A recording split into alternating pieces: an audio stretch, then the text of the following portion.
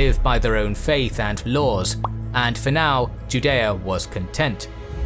Throughout world history, we often see subject peoples of a multi-ethnic empire willingly adopt the language and customs of said empire's rulers in an attempt to improve social mobility, so many Jewish peoples began to practice the Greek culture of their suzerains.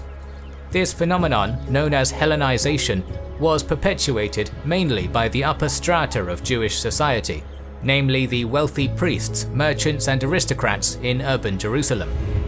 The Hellenization process was expedited in 175 BC, when the culturally traditionalist high priest, Onias III, was deposed by his Philhellene brother Joshua, better known by his Greek name Jason.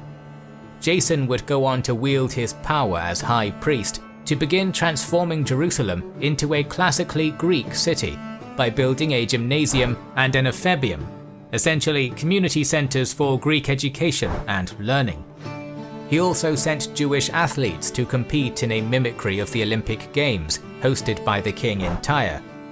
There he offered a sacrificial tribute to the Greek demigod Hercules, to whom the games were dedicated.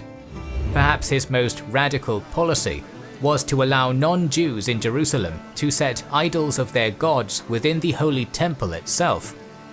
The fact that the high priest was openly tolerating and even promoting the polytheistic gods was deeply disturbing to many Jews who clung to their monotheist faith.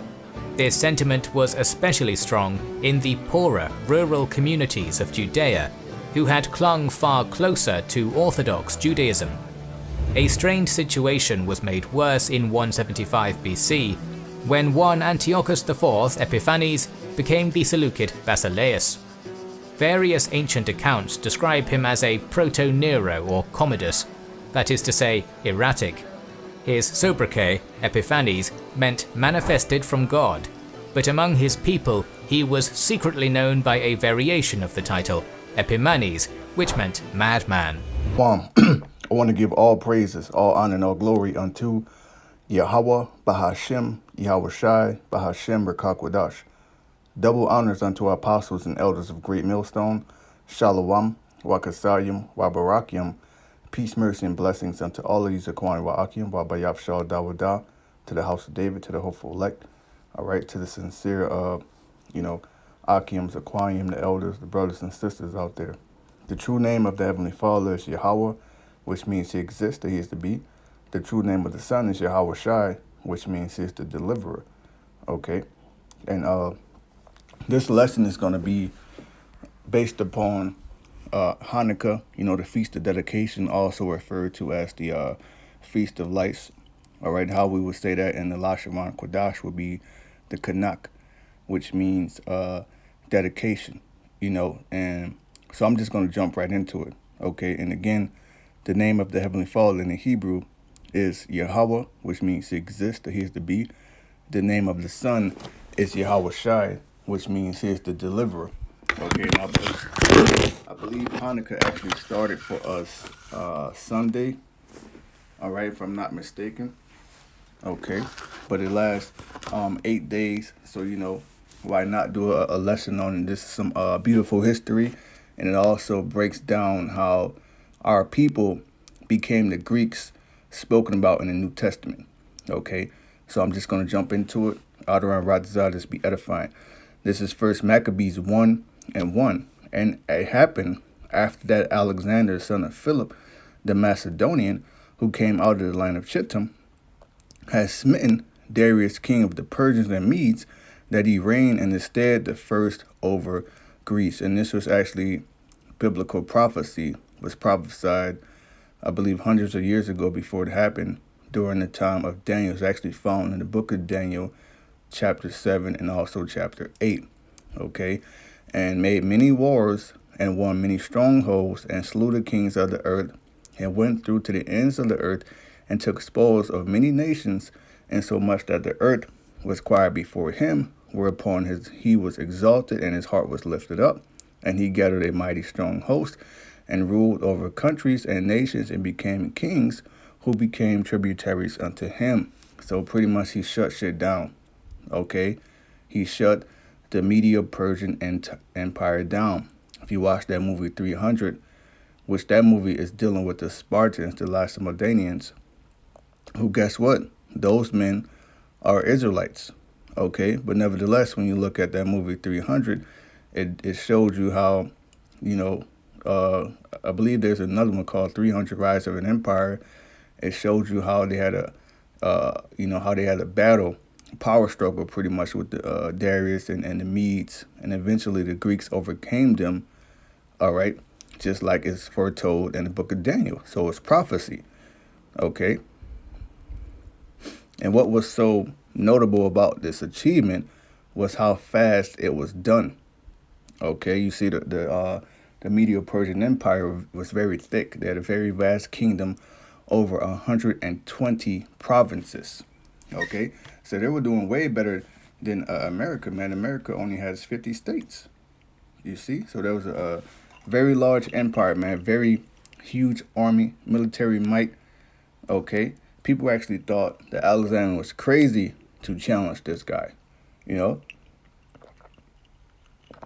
But the Lord, was with him for prophecy's sake, And actually Alexander, he was speaking with the priest, and they showed him in the book of Daniel that he was going to be that leopard, which we're going to get.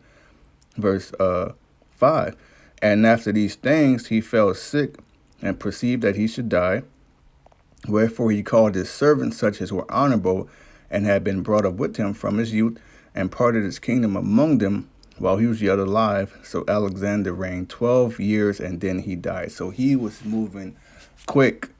He was moving fast, okay? The Greek Empire pretty much conquered the Medo-Persian Empire, all right, and everywhere they dwelt, the Babylon, Egypt. You see, they conquered the whole known world at that time, man. All right, he only reigned for 12 years. Then he died due to a pestilence, And his servants bear rule, everyone in his place. Now, once he died, his men began to rule in different parts of the kingdom, okay? And after his death, they all put crowns upon themselves, meaning what? They kinged themselves. They became kings. They had kingdoms, okay? So did their sons after them many years, and evils were multiplied in the earth, okay? And there came out of them a wicked root, Antiochus or Antiochus, surnamed Epiphanes. Now, Epiphanes is Greek for God manifest, okay?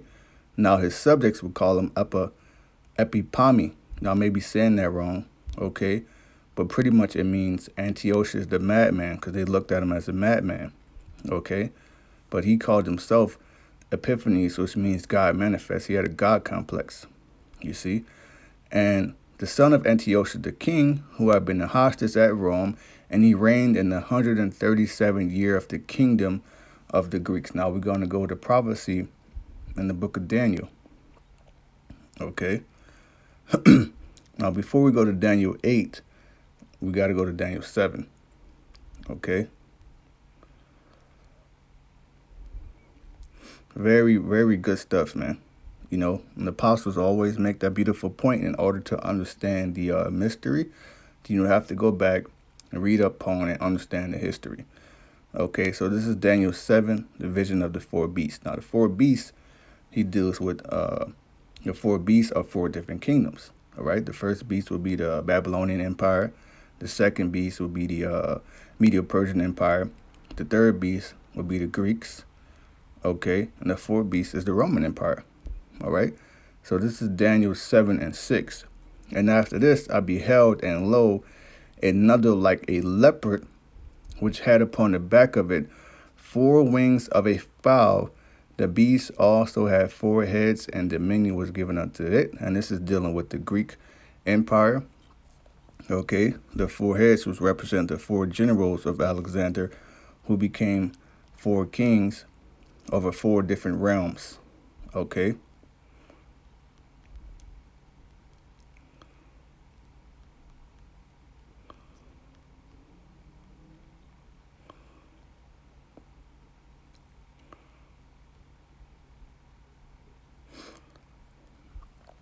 Okay, so now, All right.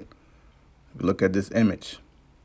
Okay, if you look at this picture, you can see Greek Empire, 4 kingdoms after 301 BC.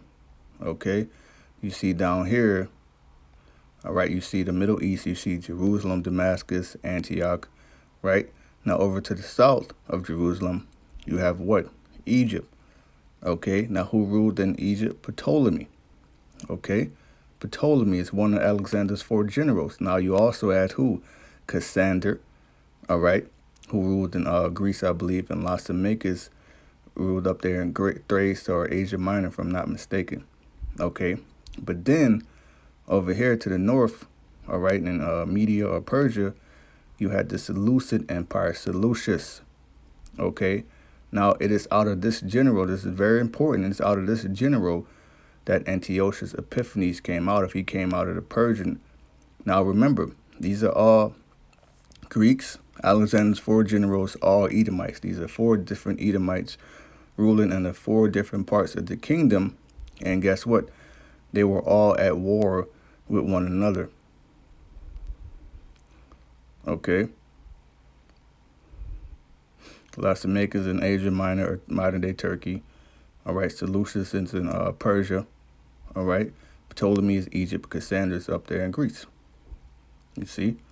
So there was a power struggle, man, between the 4 different generals to the fact they had war amongst one another. Okay. Now this power struggle is actually referred to as the War of the Diadochi. All right, which Diadochi means successors.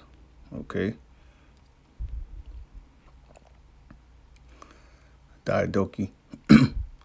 It says, and coined from Alexander the Great to the end of the Roman Republic, 336-331 BC, death in 323 BC, the Diadochi, which means successors, right, because these are the 4 men that succeeded Alexander, a reference to the chief officers who petitioned his empire were to reflect the importance of its coinage and their own differentiated issues. Seleucus in Syria, Philip, Aridaeus in Macedonia, Lysimachus in Thrace, and Ptolemy in Egypt were except for a tentative gold coin by Tychos. Okay, so these 4 generals, they were getting at each other's throats. Now the main 2 who were at each other's throats were Ptolemy and the Seleucid. Okay, they had a series of battles called the 6 Syrian Wars. All right. Now, I'm not going to go into the 6 Syrian Wars here. You know, for time's sake, I don't know how long this lesson is going to be, you know, but also at the same time, I don't want to make it too long. You know, First Maccabees 1 and actually, before I go back in Maccabees, let's just go back to Daniel really quick. Okay. Because we really got to go into these prophecies, man. Now, why won't that work?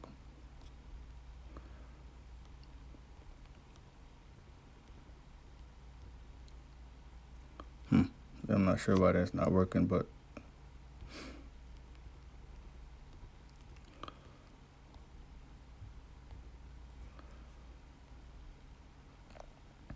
okay, so this is Daniel 8, right?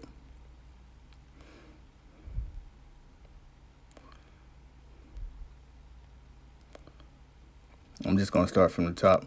The vision of the ram and the goat. Now, the ram and the goat is dealing with the power struggle or the battles between the Greeks and the Medo-Persian Empire. Okay? In the 3rd year of the reign of King Belshazzar, a vision appeared unto me, even unto Daniel. After that, which appeared unto me at the first. And I saw in the vision, and it came to pass when I saw that I was at Shushan Palace, in the palace, which is in the province of Elam, and I saw in the vision I was by the river of Ulai. Then I lifted up mine eyes and saw, and behold, there stood before the river a ram, which had 2 horns.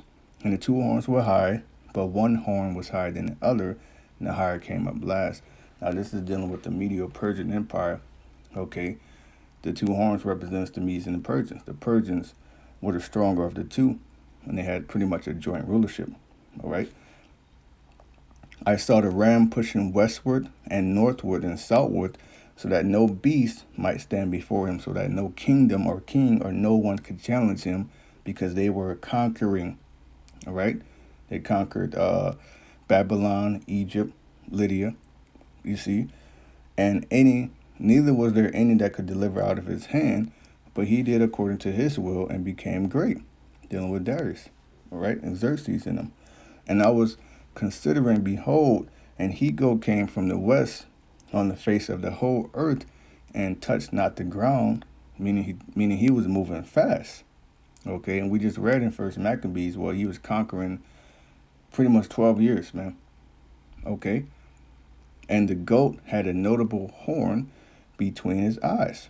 All right, and he came to the ram that had two horns, which I had seen standing before the river, and ran up to him in the fury of his power. And I saw him come close unto the ram, and he was moved with choler meaning anger, all right, against him, and smote the ram and brake his two horns. And there was no power in the ram to stand before him, but he cast him down to the ground and stamped upon him, and there was none that can deliver him out of his hand. Okay, therefore the he-goat waxed very great, dealing with Alexander the Great. And when he was strong, the great horn was broken. He died in the prime of his empire, in the prime of his life. All right, and for it came up four notable ones to afford the four winds of the heaven, which we just ran over that. That's dealing with his four generals. Okay, if you read up in the chapter, it breaks it down. All right, verse 20, the ram's identity. The ram which thou sawest having two horns are the kings of Media and Persia. The goat and the rough goat is the king of Grecia, meaning Alexander the Great. And the great horn that is between his eyes is the first king. So that great horn is Alexander the Great, right? Now that being broken, whereas four stood up for it, four kingdoms shall stand up out of the nation, but not in his power. You see? So this is dealing with Alexander the Great and his four generals. Very important to understand this, all right? Because these events are ultimately what led to Antiochus coming out of the seed of the Seleucid dynasty, okay, which led to the Hellenization of our nation, okay, which led to the Maccabean revolt, which is why we have the high holy day Hanukkah, okay, which is why I wanted to go into that, all right. Now back in First Maccabees 1 and 10, and there came out of them a wicked root, Antiochus, surnamed Epiphanes, son of Antiochus the king, who had been in hostage at Rome, and he reigned in the 137th year of the kingdom of the Greeks. In those days went there out of Israel wicked men, who persuaded many, saying, let us go and make a covenant with the heathens. So you had wicked men, Israelites, all right, evil niggas, so you can understand, all right.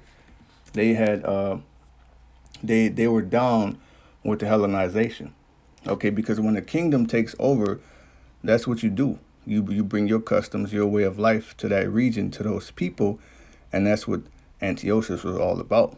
You see, because Alexander didn't do this to us. Ptolemy didn't do this to us. You see?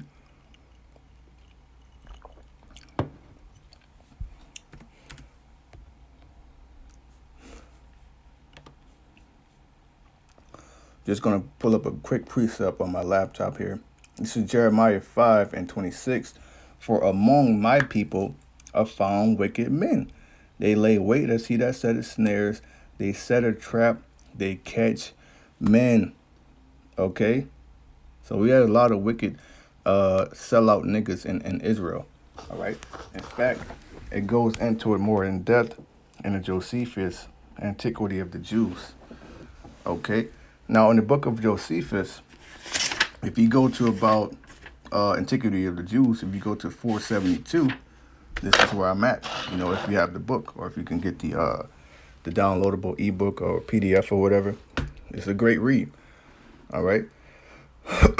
I'm going to zoom in and check this out.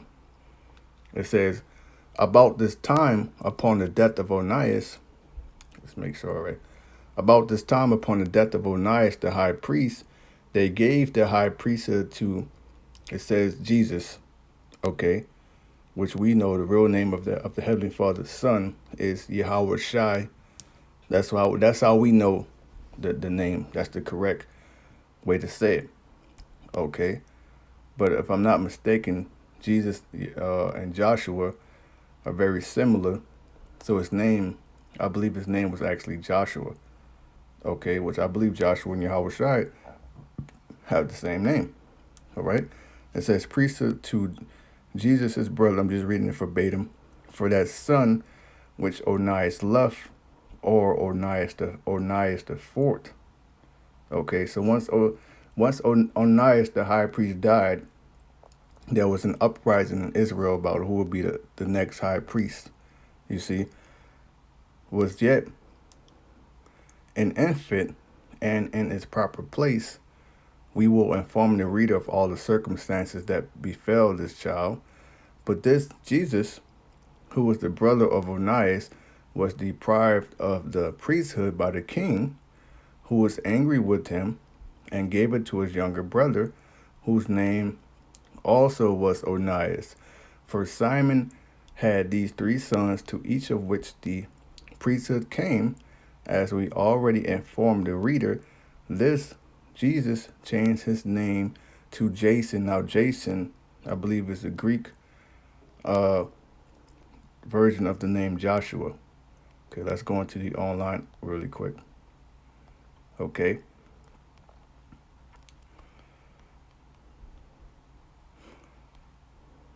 Yep, see?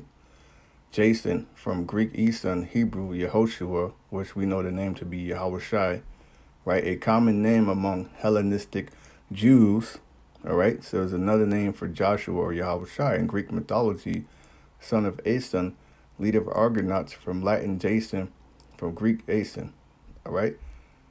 So, it's pretty much this son, he was down with the Hellenization. That's why he changed his name. You see? So he was a puppet, right? But Onias was called Menelaus. All right? Now the former high priest, Jesus, raised a sedition against Menelaus, who was ordained after him. The multitude were divided between them both. Okay, so the whole country at this time was divided after the death of the high priest Onias, of who should be the next high priest, because you had wicked high priests. All right? You had wicked niggas who got in positions of power. All right? And they begin to make backdoor deals, and they begin to make leagues and covenants with the heathen, okay, which then caused the entire nation to suffer. Okay? And the sons of Tobias took the part of Menelaus, but the greater part of the people assisted Jason, and by that means Menelaus and the sons of Tobias were distressed and retired to Antiochus, meaning they went to the Greeks, man. They went to this fucking devil, right? And informed him that they were desirous to leave the laws of their country and the Israelite, because that ain't no such thing as that word. I'm not even going to say it. All right. It should be the Israelite or the Hebrew way of living. All right. And what does that mean? It means to live by the law, statutes, and commandments. Pretty much the Mosaic law at this time. Okay. So they wanted to leave this behind and for gymnasiums, the Olympics, etc. Okay. According to them, and to follow the king's laws and the Grecian way of living, right? Which the Grecian way of living was gymnos, naked councils at the public baths, worshiping idols, eating pork, not circumcising the men, homosexuality, you see. Wherefore they desired to get permission to build them a gymnasium at Jerusalem.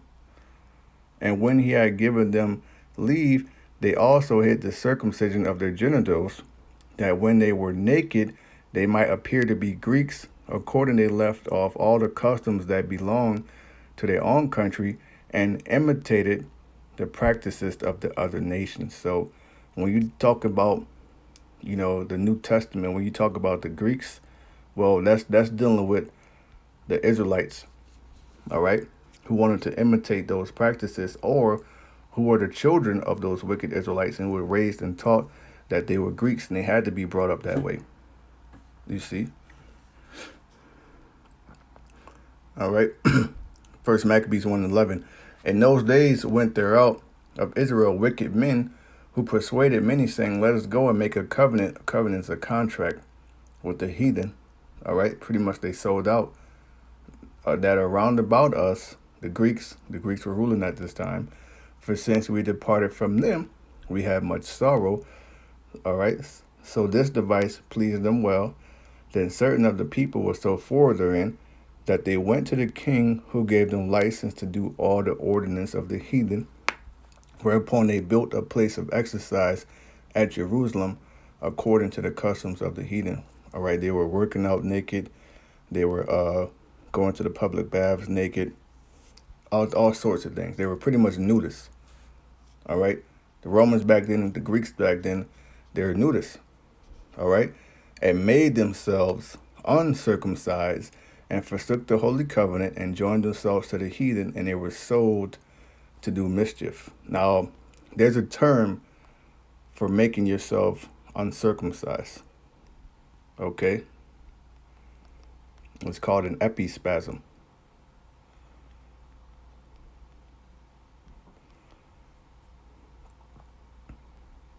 Which is pretty much circumcision in reverse. You see, I was reading it last night.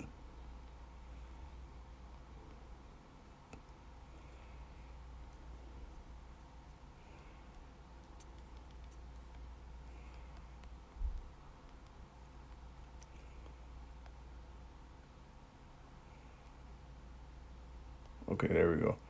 So it says epispasm, circumcision in reverse. All right. Now we know this covenant was given unto who? Abraham, to sacrifice all the males upon the 8th day. So you got to remember, these are adult men who had already been circumcised. Okay. So I'm not going to read all of it, but it's a very great read. You know, it says, for centuries, again, I'm not going to say that word. I'm going to say Hebrew or Israelite. And even Abraham wasn't even an Israelite, technically, right? For centuries, Israelite boys have regularly been circumcised when they're 8 days old. An unusual challenge to circumcision developed, however, in the Hellenistic period. All right. Hellenistic and Roman societies widely practice public nakedness. Now that's against one of our laws and customs right there. All right.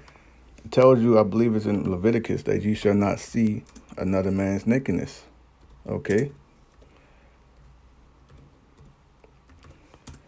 See if I can find it really quick.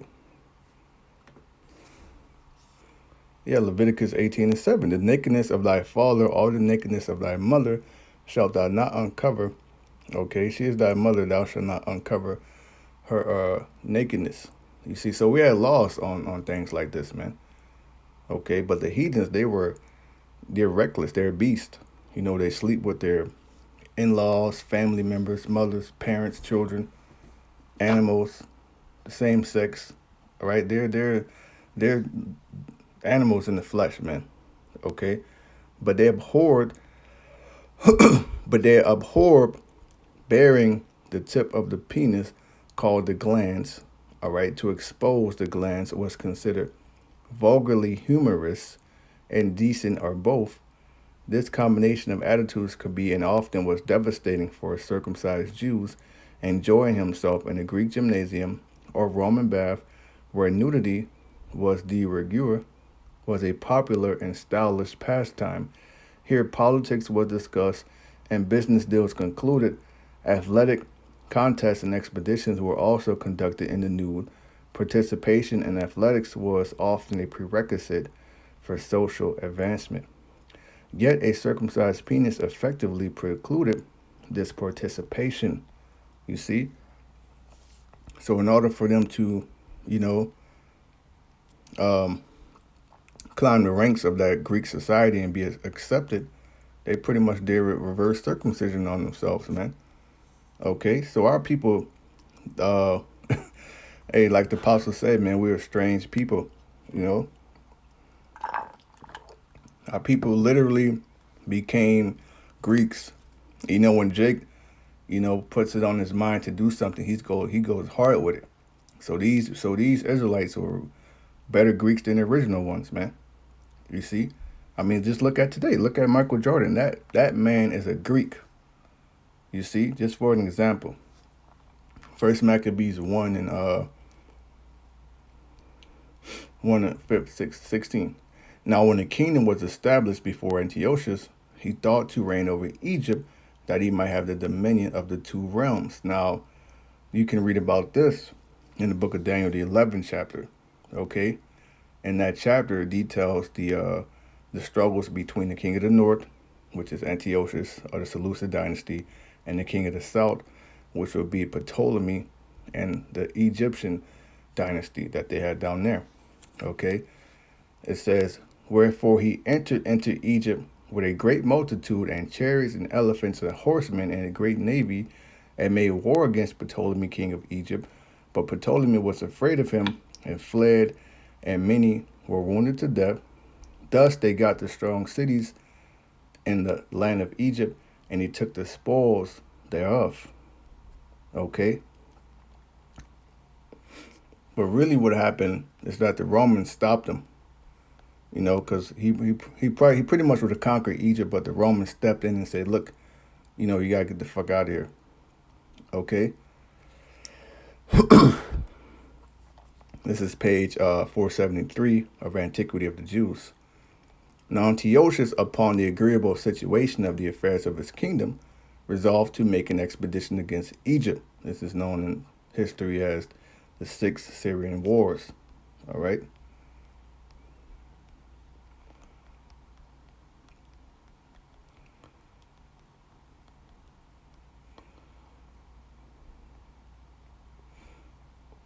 You see? Syrian Wars. 5 conflicts fought between the leading Hellenistic states, chiefly the Seleucid kingdom and the Ptolemaic Egypt. Okay, and that's all we need. But you can read up more on that yourself.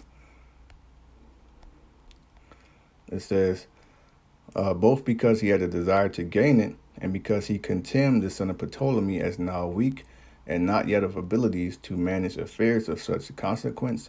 So he came with great forces to Pelusium, and circumvented Ptolemy Philometor by treachery, and seized upon Egypt.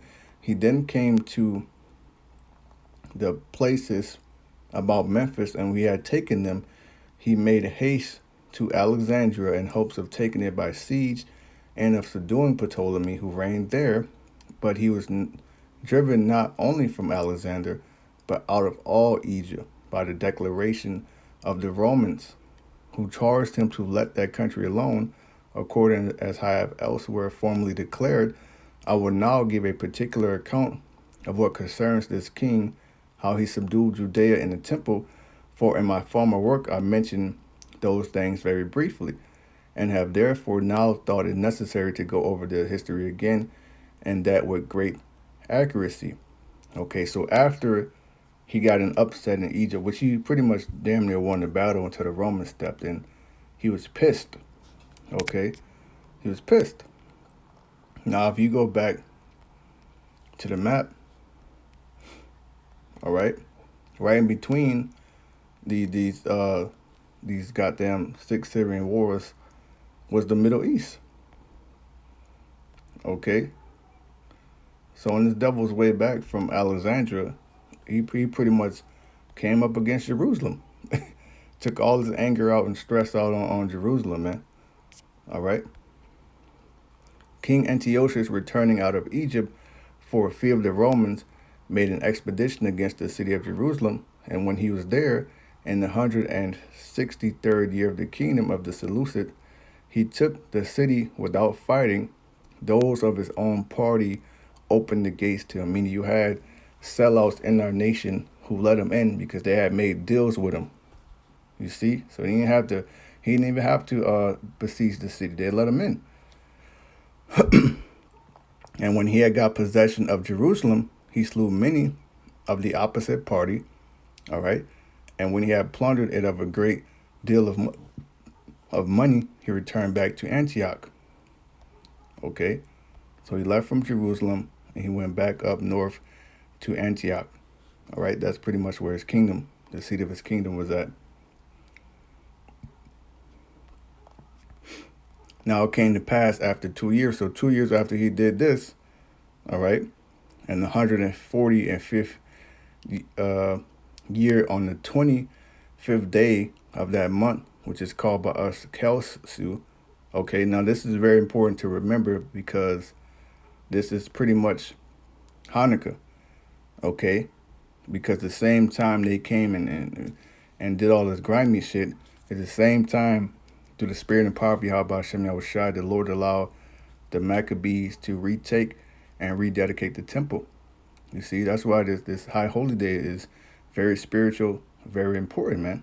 You see, and by the Macedonians, Apelles in the 153rd Olympiad, that the king came up to Jerusalem and pretending peace, he got possession of the city by treachery. Okay, by peace shall he destroy many. Okay, at which time he spared not so much as those that admitted him into it, on account of the riches that lay in the temple, but led by his covetous inclination. So the people that tried to make deals with him, he started killing them. Once he saw how rich the city was and how much riches was in the Lord's temple. Okay, you got to remember the people that were making deals with him were the priests, the family of higher class at this time. Okay, for he saw that there was in it a great deal of gold and many ornaments that had been dedicated to it of very great value, and in order to plunder its wealth, he ventured to break the league he had made. So he left the temple bare and took away the golden candlesticks and the golden altar of incense and the table of shewbread and the altar of burnt offering, and did not abstain from even the veil. So this guy even took the veils, man. Okay, he took everything, bro. He left it bare. All right, which were made of fine linen and scarlet. He also emptied it of its secret treasures, and left nothing at all remaining. So the temple, the city was completely robbed, stripped bare. Okay, and by this means cast the Jews into great lamentation. Okay, this is a great embarrassment, a great lamentation for our people, man. You know, because we had just gotten back from the Babylonian captivity. They came and destroyed our temple, and now this, you know, for he forbade them to offer those daily sacrifices, so we couldn't even sacrifice, man. All right, which they used to offer to YAHAWAH BAHASHAM YAHWASHI according to the law. So he stopped that. Okay, he tried to make us worship his gods. And when he had pillaged the whole city, some of the inhabitants he slew, and some he carried captive together with their wives and children, so that the multitude of those captives that were taken alive amounted to about 10,000. So this man took thousands of captives back home with him. And what were they? They were slaves, man. Okay, so what do you think happened to them? They grew up in that Greek culture. They learned to speak the language. They learned to do as Greeks, and they became Greeks. These are the Greeks of the New Testament. All right. He also burnt down the finest buildings, and when he had overthrown the city walls, he built a citadel in the lower part of the city. For the place was high and overlooked the temple, on which account he fortified it with high walls and towers, and put into it a garrison of Macedonians, heathens, Greeks, Edomites, right? And possibly other heathens that joined their ranks. However, in that citadel dwelt the impious and wicked part of the Israelites, and also wicked niggas who were joined unto them. Okay, because you had wicked niggas in his military helping do all of this. All right, from whom it proves that the citizens suffered many and sore calamities. And when the king had built an,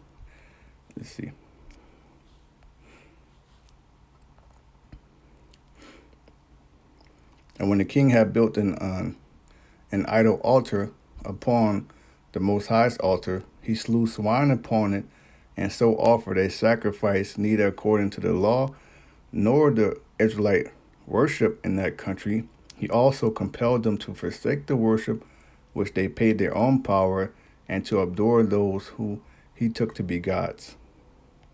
Okay?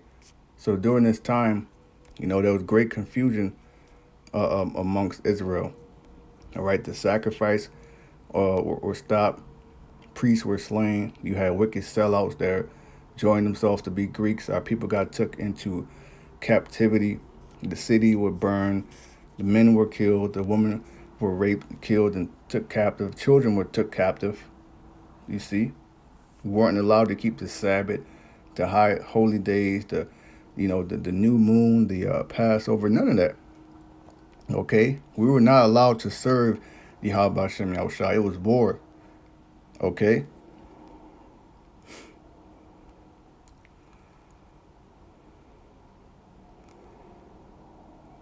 This is 1 Maccabees 1:20. And after that, Antiochus had submitted Egypt.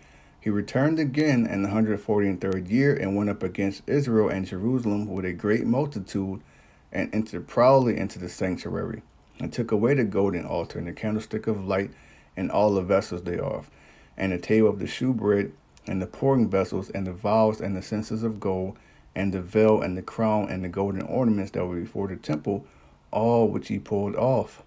He took also the silver and the gold and the precious vessels, also which he took the hidden treasures which he found. And when he had taken all away, he went into his own land, having made a great massacre and spoken very proudly. So he hit pretty much a major lick. Okay, he became very rich off this, man. All right. Therefore, there was a great mourning in Israel in every place where they were, so that the princes and elders mourned, the virgins and the young men were made feeble, and the beauty of women were changed. Every bridegroom took up lamentation because their wives were killed or taken captive or raped, man. And she that sat in the marriage chamber was in heaviness because her husband was put to death or taken captive or sold into slavery. You see? The land also moved for the inhabitants thereof, and all the house of Jacob was covered with confusion. And after 2 years fully expired, after he did this, 2 years passed. Okay, we just read all this in the Josephus, but I'm gonna go over it here too. The king sent his chief collector of tribute unto the cities of Judah, because he made them their tributaries, who came unto Jerusalem with a great multitude, and spake peaceable words unto them, but all was deceit. For when they had given him credence, he fell suddenly upon the city and smote it very sore and destroyed much people of Israel. So when they paid him respect and when they paid him the tributary, he still killed them. Okay? And when he had taken the spoils of the city, he set it on fire. Then they robbed the city again and set it on fire and pulled down the houses and the walls thereof on every side. But the women and children took they captive and possessed the cattle, and they took more captives, man. All right. Then builded they the city of David with a great and strong wall and with mighty towers, and made it a stronghold for them. So they took the city of David. All right. They took our city. They stopped the sacrifice. They sacrificed swine there. They made an altar to Zeus.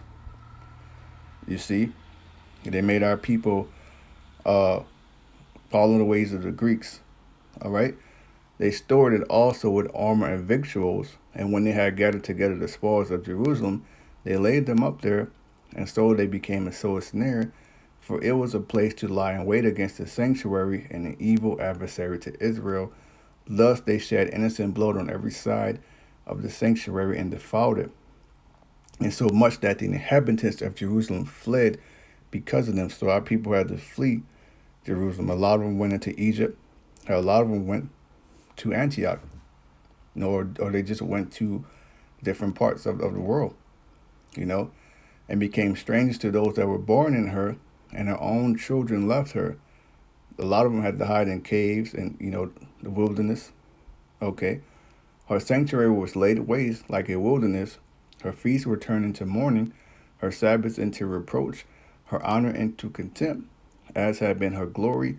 So was her dishonor increased, and her excellency was turned into mourning.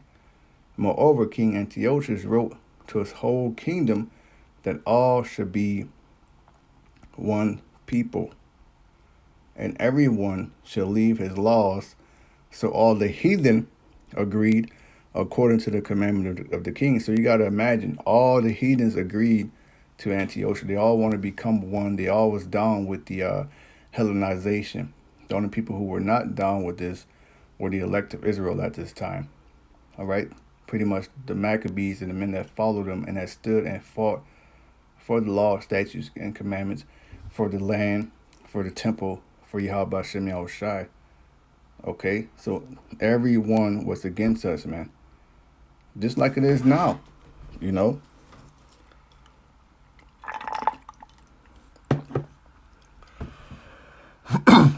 It says, yeah, many also of the Israelites consented to the religion and sacrificed unto idols and profaned the Sabbaths. And a lot of our people got down because they were wicked.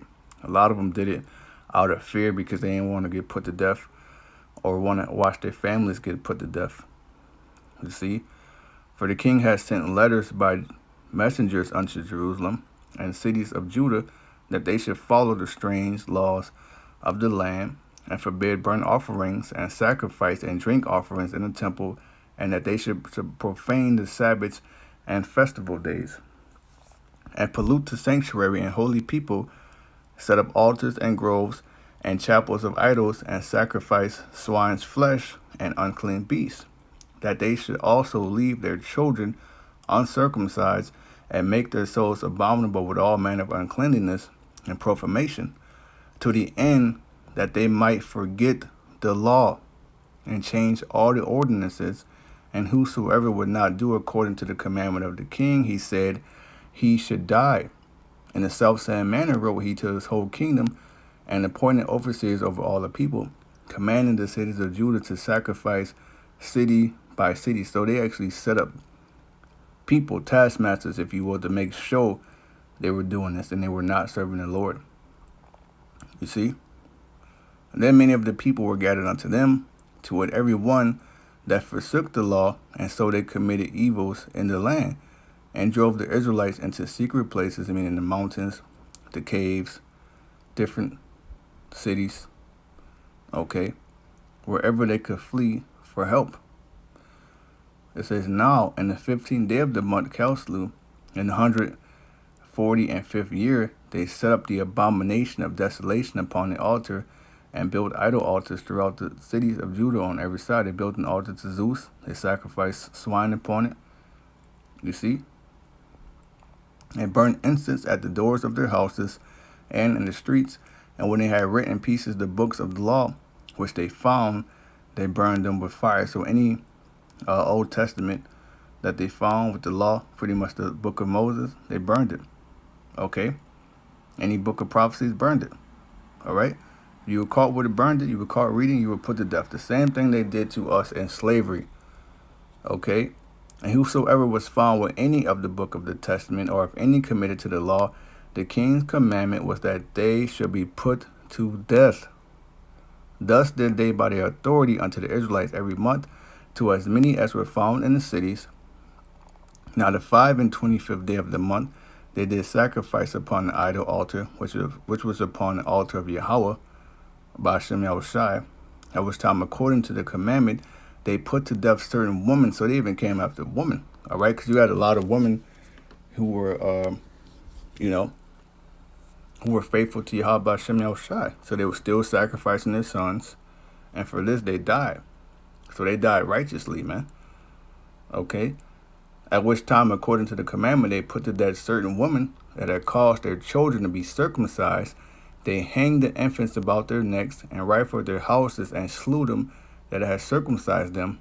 Howbeit many in Israel were fully resolved and confirmed in themselves not to eat any unclean thing, wherefore the rather to die, that they might not be defiled with meats, and they might not profane the holy covenant. So then they died, and there was very great wrath upon Israel.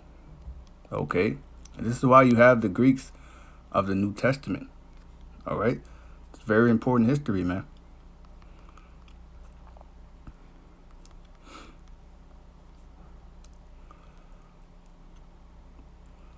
This is Acts 6.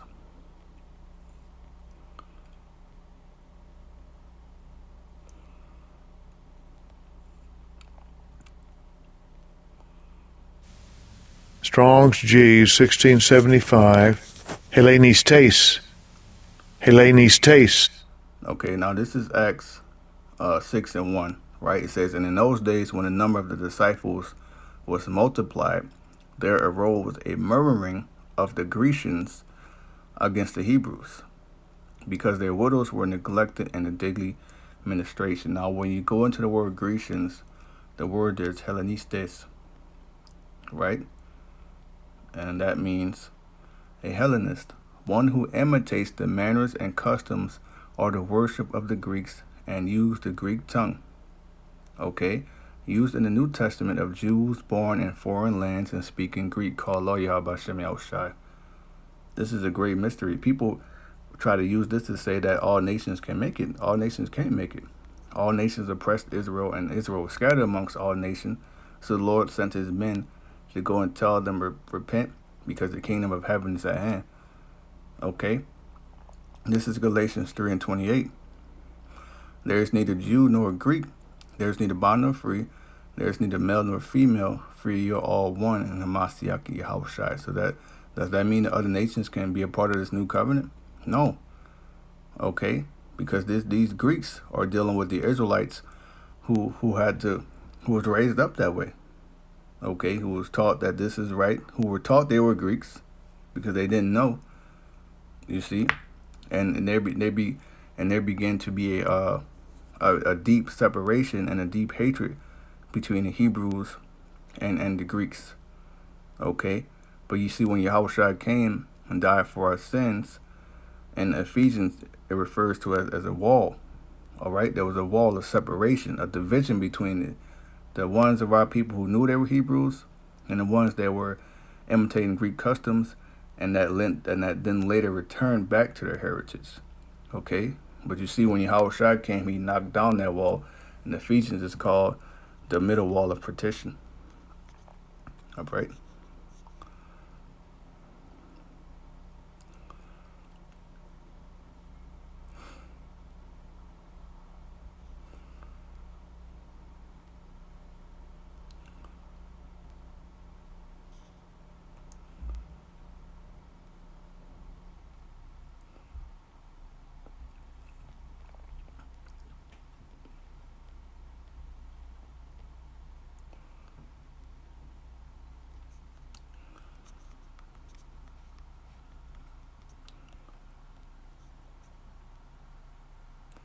Okay, there we go. It says, Ephesians 2 and 14, for here's our peace, who had made both one, all right, meaning Jew and Greek, meaning all Israel, all right, and had broken down the middle wall of partition between us. And that was pretty much that